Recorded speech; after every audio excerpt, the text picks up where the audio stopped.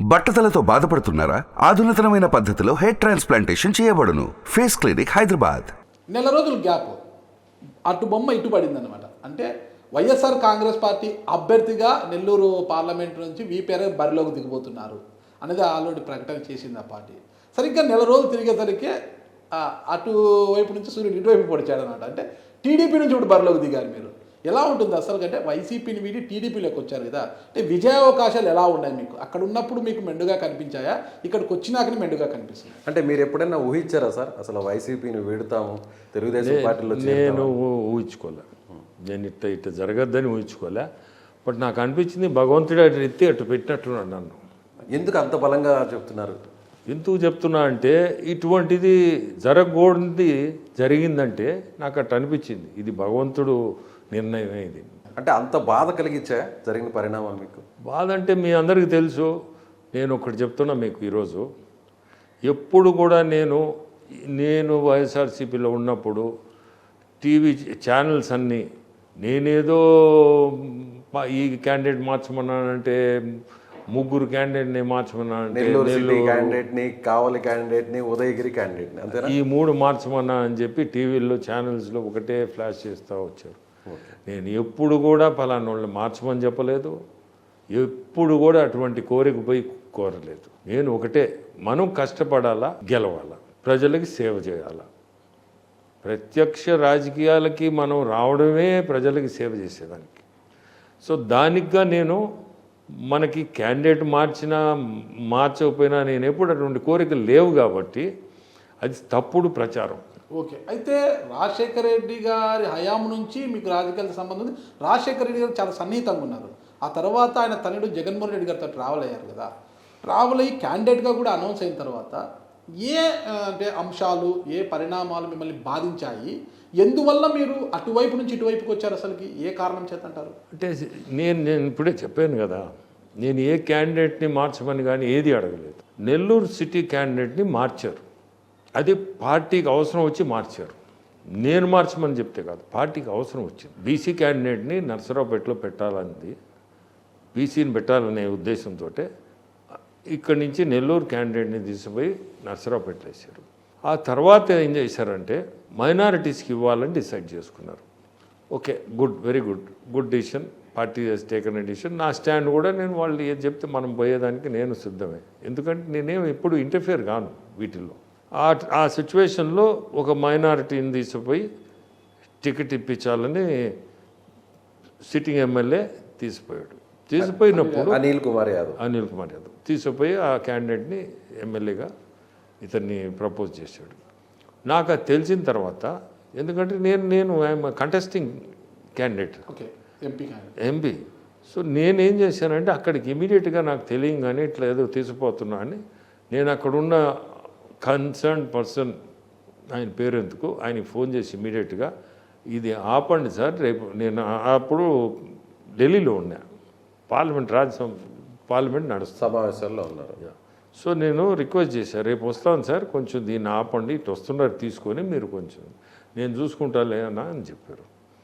చూస్తే within 15 minutes candidate was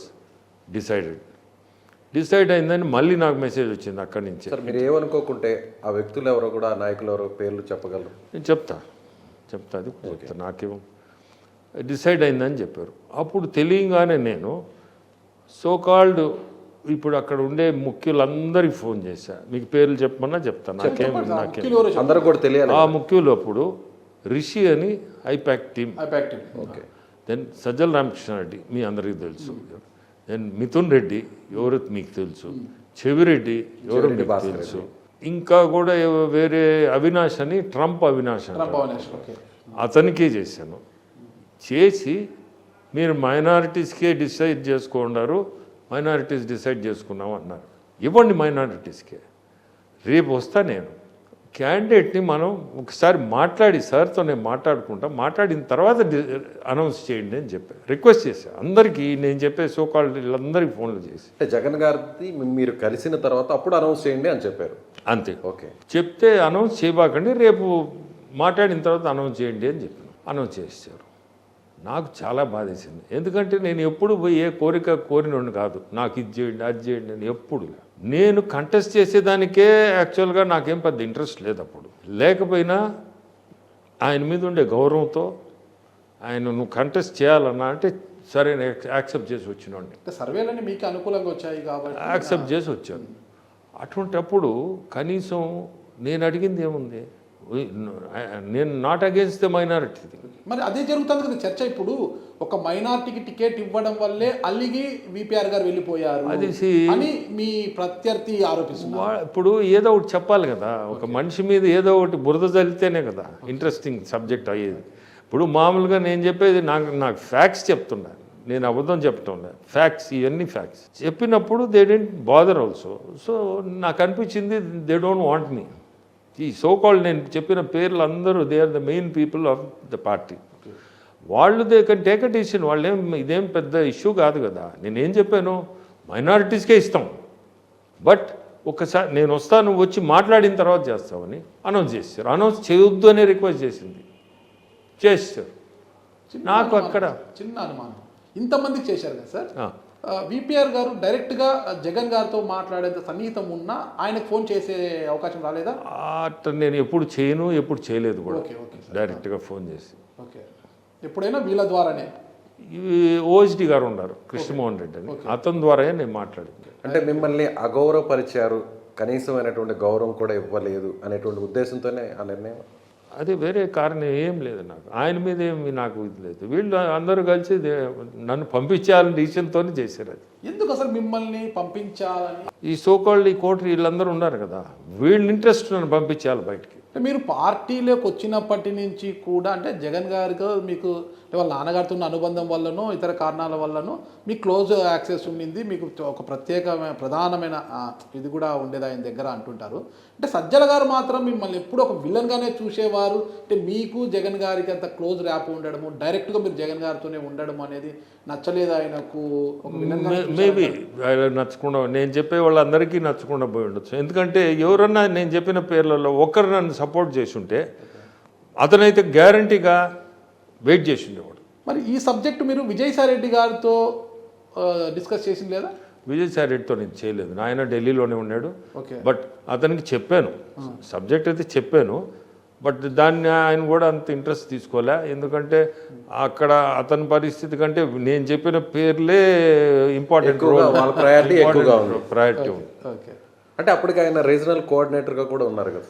regional కోఆర్డినేటర్గా అప్పటికి లేడు. ఓకే, తర్వాత మీరు బయటకు వచ్చిన తర్వాత ఆయన అయ్యారు. అప్పుడు ఆయనే ఉన్నాడు అప్పుడు ఉన్నాడు రీజనల్ కోఆర్డినేటర్ అతనే, బట్ ఢిల్లీలో ఉన్నాడు అతను. నేను చెప్పిన పేర్లు అందరూ విజయవాడలో ఉన్నారు. సో నేను వాళ్ళకి ఇది చేసిన ఫోన్. అంటే వాళ్ళు కన్వే చేయలేదు, అధినాయకుడికి కన్వే చేయలేదు, చెప్పిన అంశం కన్వే చేయకపోవడంతో అది జరిగిపోయింది. మీకు ఆత్మాభిమానం దెబ్బతిన్నదట, మీ ఆత్మాభిమానం దెబ్బతింది అంతే కదా. ఎందుకంటే ఇంత పార్టీలో నేను చాలా కష్టపడి ఉండా, వీళ్ళందరూ వెన్నుపోటు పొడిచానంటే ఏదో మాట్లాడుతూ ఉండరు. నాకు తెలుసు నేనేం చేశాను, భగవంతుడికి తెలుసు నేనేం చేశాను.